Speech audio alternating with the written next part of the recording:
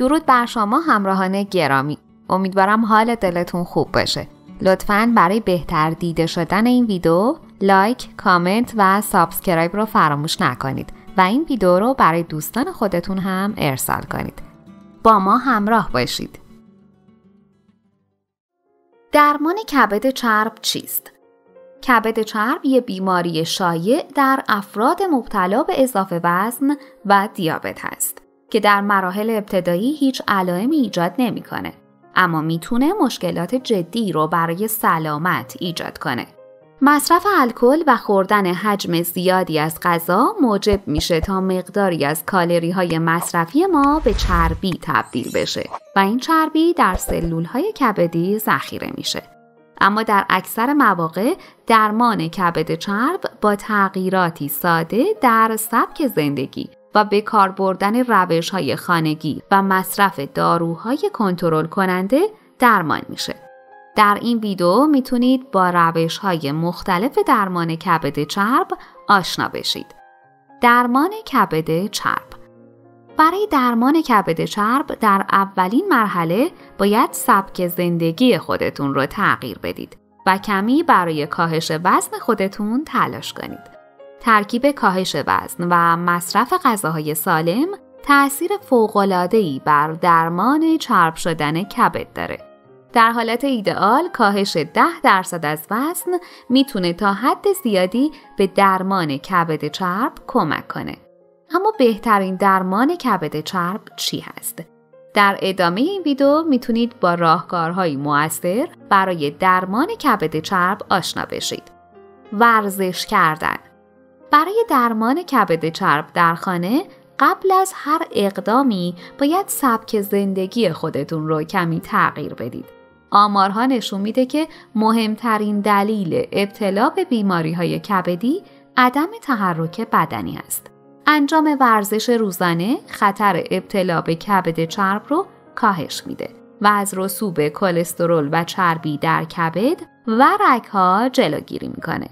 برای درمان کبد چرب باید روزانه به مدت 30 دقیقه ورزش کنید. درمان کبد چرب با سرکه سیب. سرکه سیب تجمع بیش از حد چربی در کبد رو کاهش میده و موجب کاهش وزن میشه. از طرف دیگه این سرکه از کبد محافظت میکنه و نقش مهمی بر عملکرد کبد داره. برای مصرف سرکه سیب باید 1 قاشق چایخوری از اون رو در 1 لیوان آب گرم ترکیب کنید و روزانه 2 بار از این ترکیب استفاده کنید. چای سبز. چای سبز یکی از بهترین دمنوش‌ها برای تقویت عملکرد کبد هست. این چای دارای آنتی اکسیدان‌هایی هست که به کاهش کلسترول کمک میکنه و از تجمع بیش از حد چربی در کبد هم جلوگیری میکنه. مصرف چای سبز موجب سم‌زدایی کبد و سایر اندام‌های بدن میشه. برای برطرف کردن علائم کبد چرب میتونید روزانه از 2 تا 3 فنجان چای سبز رو استفاده کنید. درمان کبد چرب با زردچوبه. برای درمان کبد چرب در خانه میتونید از زردچوبه استفاده کنید. زردچوبه به از بین بردن چربی‌های کبد کمک میکنه و کبد رو سم‌زدایی میکنه. مصرف زردچوبه به دلیل آنتی اکسیدان‌هایی که داره برای حفظ عملکرد طبیعی کبد هم مفیده. برای مصرف زردچوبه میتونید 1 قاشق چایخوری زردچوبه رو با 1 لیوان شیر ترکیب کنید و روزانه مصرف کنید. پاپایا. یکی دیگه از روش‌های مؤثر برای رفع علائم کبد چرب در طب سنتی استفاده از پاپایا هست. پاپایا و دانه‌های اون به از بین بردن چربی‌های اضافی کبد کمک میکنه و جلوی تجمع چربی در کبد رو میگیره. میتونید روزانه از آب پاپایا همراه دانه‌های آسیاب شده اون استفاده کنید. قهوه. مصرف قهوه میتونه به خنثی کردن آنزیم‌های کبدی کمک کنه و خطر ابتلا به بیماری‌های کبدی رو کاهش بده. قهوه از بروز کبد چرب، آسیب به کبد و پیشرفت بیماری‌های کبد جلوگیری میکنه و نقش مؤثری بر درمان این بیماری ها داره. برای درمان میتونید روزانه از 1 فنجان قهوه استفاده کنید. تحقیقات نشون میده که مصرف منظم قهوه با کاهش خطر پیشرفت فیبروز کبدی مرتبطه و به کم شدن آنزیم‌های غیر طبیعی کبد در افراد مبتلا به بیماری‌های کبدی کمک میکنه. آب نیشکر. جالبه بدونید که مصرف روزانه آب نیشکر یکی دیگه از راهکارهای طبیعی در طب سنتی برای رفع اختلالات مختلف کبدی هست. سبزیجات. ترکیبات موجود در انواع سبزی میتونه به بدن در مبارزه با بیماری کبد چرب کمک کنه. مطالعات انجام شده در سال 2021 نشون میده که مصرف اسفناج به دلیل نیترات و پلیفنول‌های متمایز میتونه روی درمان کبد چرب مؤثر باشه. جالبه بدونید که این نتایج در اسفناج و سبزیجات خام قابل مشاهده است و سبزیجات پخته چنین تأثیری بر درمان این بیماری ندارند. حبوبات. مطالعات انجام شده روی انواع حبوبات نشون میده که مصرف انواع حبوبات مثل عدس، نخود، لوبیا، سویا و نخود فرنگی میتونه به بهبود سلامت روده، کاهش گلوکوز و کاهش تریگلیسیرید خون کمک کنه و خطر ابتلا به بیماری‌های کبدی رو هم کاهش بده. ماهی. مصرف ماهی‌های چرب مثل سالمون، ساردین، ماهی تن و قزلالا به دلیل امگا 3 نقش مؤثری بر کاهش چربی کبد دارند. مطالعات نشون میده که مصرف ماهی برای کاهش التهاب و سطح چربی کبد مفیده و مقدار کلسترول خوب خون رو افزایش میده. درمان کبد چرب با خاکشیر.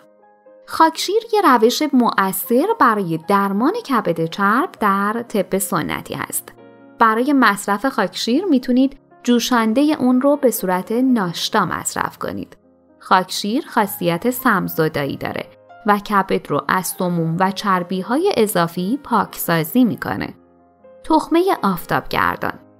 تخمه آفتابگردان سرشار از ویتامین ای هست و تحقیقات نشون میده که مصرف ویتامین ای میتونه به کاهش چربی کبد و بهبود عملکرد اون کمک زیادی کنه. هر 100 گرم تخمه آفتابگردان حدود 20 میلی گرم ویتامین ای داره که میتونه بیشتر از 100% نیاز روزانه بدن به این ویتامین رو تأمین کنه. سیر یکی دیگه از سبزیجاتیه که میتونه به از بین بردن چربی کبد کمک کنه. مطالعات نشون میده که مصرف سیر یا پودر سیر موجب کاهش وزن و چربی در افراد مبتلا به بیماری کبد چرب میشه. در یک مطالعه که در سال 2020 انجام شد، مشخص شد که مصرف 800 میلی گرم پودر سیر در روز برای مدت 15 هفته میتونه به بهبود آنزیم‌های کبد و کاهش چربی کبد کمک کنه. شربت سکنجبین.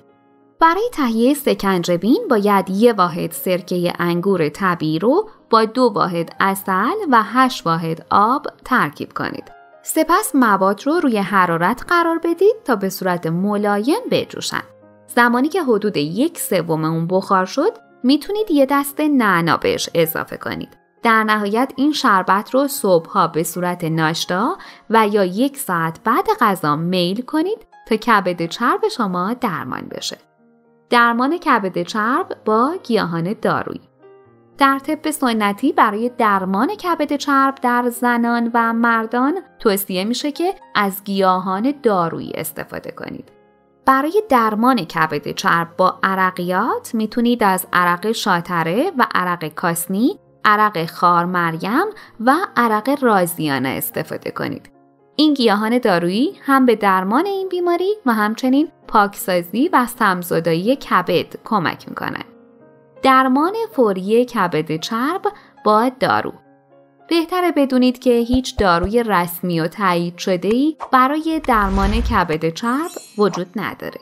بیشتر داروهایی که برای درمان کبد چرب استفاده میشن به صورت غیر مستقیم روی این بیماری مؤثرن و به مدیریت بهتر بیماری کمک میکنن.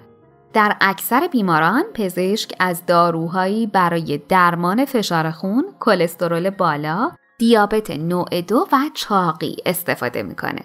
بیشتر داروهایی که برای درمان کبد چرب استفاده میشن کاملا گیاهی هستند و به سم‌زدایی کبد و همچنین کاهش چربی کبد کمک میکنن.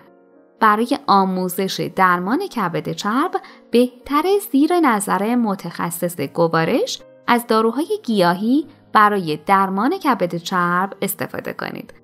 جراحی پیوند کبد.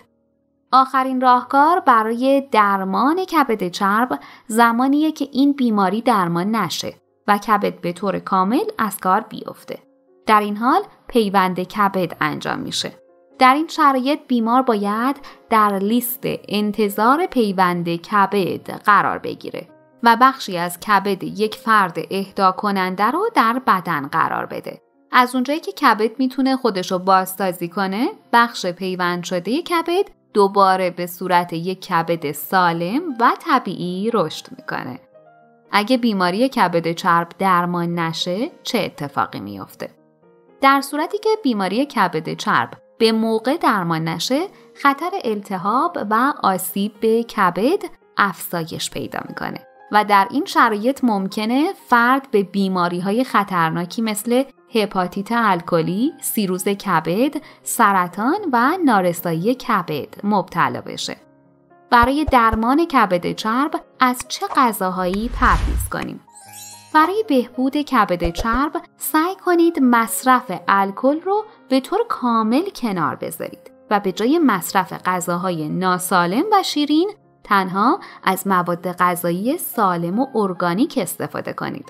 در ادامه این ویدیو میتونید با تعدادی از غذاهای مضر برای درمان کبد چرب آشنا بشید. الکل، غذاهای شیرین، غذاهای سرخ شده، نمک، نان سفید، برنج، ماکارونی، گوشت قرمز، غذاهای فراوری شده و لبنیات پرچرب. و اما سخن نهایی. هرچند هیچ داروی تایید شده‌ای برای درمان کبد چرب وجود نداره، اما مصرف برخی داروهای گیاهی و ایجاد تغییرات ساده در سبک زندگی میتونه به رفع علائم کبد چرب کمک کنه. همراهان گرامی، بدون شک لایک، کامنت، سابسکرایب و انتشار ویدئوی ما توسط شماست که ما رو دلگرم به این راه میکنه. تا ویدئوی بعدی، بدرود.